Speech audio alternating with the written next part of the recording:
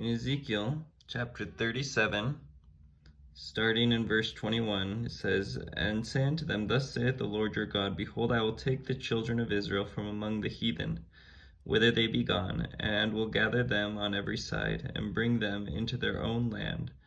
And I will make them one nation in the land upon the mountains of Israel, and one king shall be king to them all. And they shall be no more two nations, neither shall they be divided into two kingdoms any more at all." So Israel split into the kingdoms of Ephraim and the kingdom of Judah.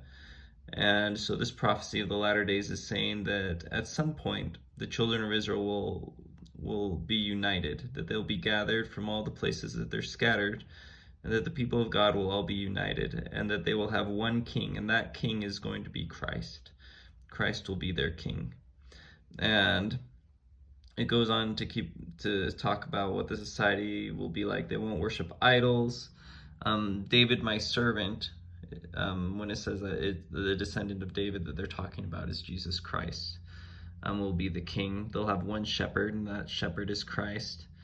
And then in verse 26 it says, "Moreover, I will make a covenant of peace with them. It shall be an everlasting covenant with them, and I will place them and multiply them, and will set my sanctuary in the midst of them forevermore.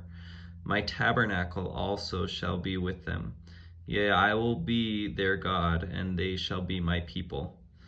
And this is referring to temples in the last day. There will be a tabernacle. There will be a temple, a building that will be God's sanctuary in the last days. And Ezekiel talks a lot more about this in later chapters in Ezekiel.